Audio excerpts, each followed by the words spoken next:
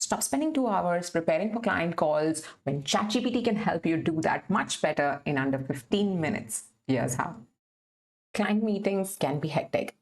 When you do not have enough time to prep for it, I know it gets super tense. So here's a trick, a simple one prompt that you can use to prepare for any meeting at any point in time. Let's get straight into it. You need to give it enough context to first understand what is the meeting going to be about. So let's go ahead and paste this. Okay, let's assume that we have a client renewal call. The attendees are going to be the VP of Marketing and Operations Lead. I've put in their names just for ease. Their background is that they have been clients for 1 year. The renewal is next month, but they really went super silent on us for the past 3 weeks.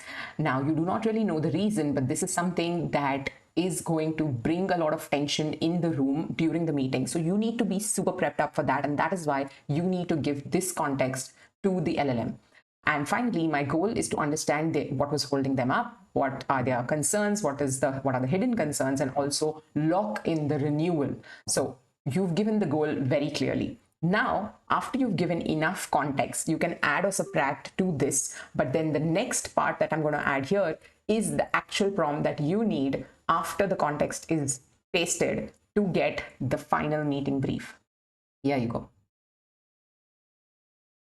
So I say, based on the above context, give me 3 smart specific questions that I should ask them, 2 hidden objectives that they might have and how I should address them, and also a 1-page executive brief that I can glance literally 5 minutes before the call so that I have everything handy. Okay, so let's see what it comes up with.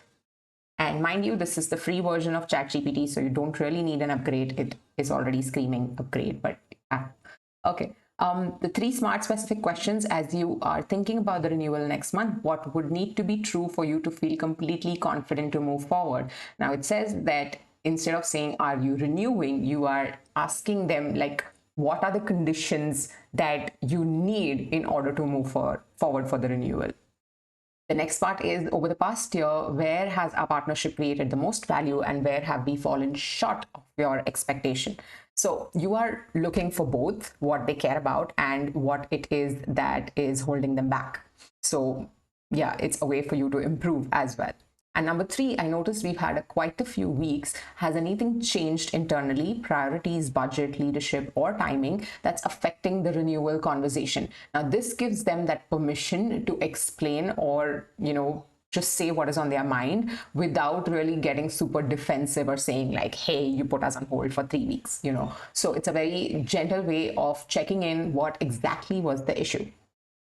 Then 2 likely hidden objections and how to address them. It says, we are not convinced the ROI justifies for another year. Fair enough. There could be the client's main thing that, they may say that the results were mixed. So, how to address it is walk through measurable outcomes and, share the revenue, the efficiency, what are the highlights that were, that went was of the process or the journey. And if the results weren't perfect, just acknowledge and say that there is a concrete improvement plan for the next 6 months or 12 months so that they know that you're proactive already.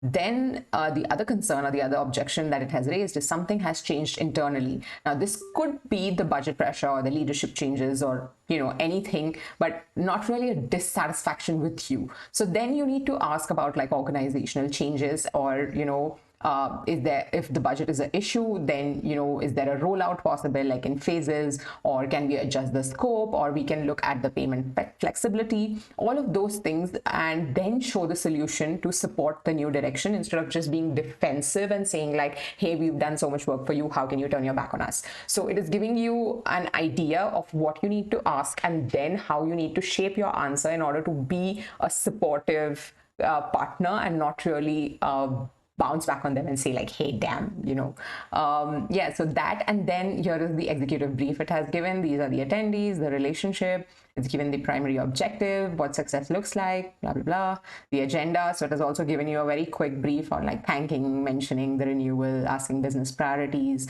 all of these things, and the key questions.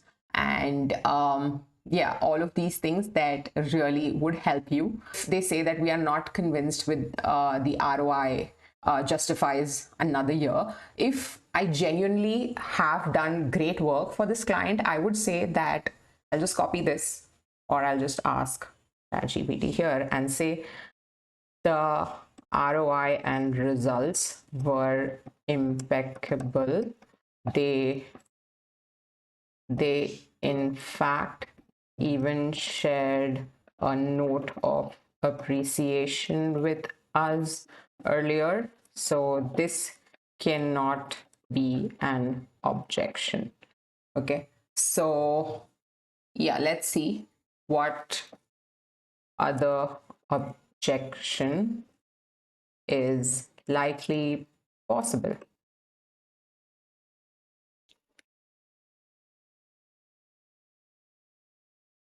So the renewal isn't a priority right now, which is the most likely one that it is saying. And the second one is the decision is stuck with someone you haven't met. So maybe Karen and John, they both want to renew, but like the procurement, the finance, legal, or someone else who's involved is not really taking this forward. The third one is probably that they are evaluating whether to expand, not whether to renew. So instead of like, should we renew exactly as it is, it could be like, should we change the scope?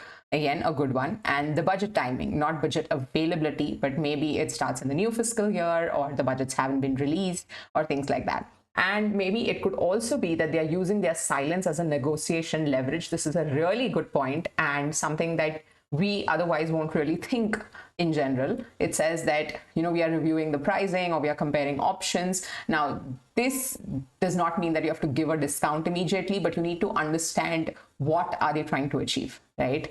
And a lot of other things that it has mentioned. So maybe the internal ownership has changed. So instead of Karen, there could be someone else, she's moved to a different role. All of those things are possible.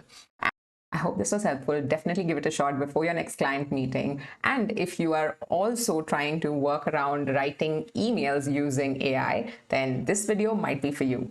Subscribe for more simple AI workflows every week. See you there.